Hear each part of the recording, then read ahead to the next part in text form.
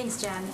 HHS just put out a statement clarifying around some reports that crack pipes would be part of the safe smoking kits that are funded by the administration. But can you clarify for us, were they never a part of the kit, or were they removed in response to this reporting and this pushback? They were never a part of the kit. It was inaccurate reporting, and we wanted to put out information to make that clear. What is in the safe smoking kit? A safe smoking kit may contain alcohol swabs, lip balm, other materials to promote hygiene and reduce the transmission of diseases like HIV and hepatitis.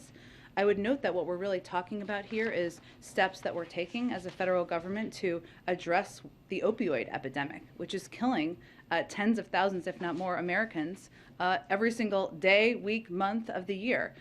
We put out this statement, though, because there was inaccurate information out there, or I should say HHS put out this statement because there was inaccurate information out there, and we wanted to provide clarification on the allowable uses for the HHS harm reduction program. It's not a change in policy.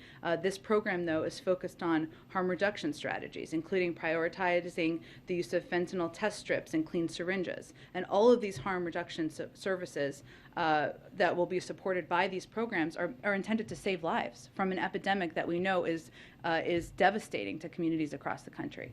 And then, so just to put a final point on it, does the administration support any effort then to distribute drug paraphernalia, like the pipes that we were hearing about?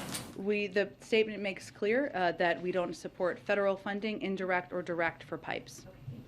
And then on the safe injection sites that the DOJ is evaluating, was this an ask from the White House that they review that policy? Because I know that for years DOJ has opposed efforts to open safe injection sites. It's under litigation, so I can't speak to that. But what I can tell you and reiterate is that the White House is committed, as I would reiterate for you, many Democrats and Republicans, including Senator Cruz, to taking steps to address the opioid crisis. This is not an issue that is inflicting just blue states. It is inflicting millions of Americans across the country, and it is important that we take steps to address it.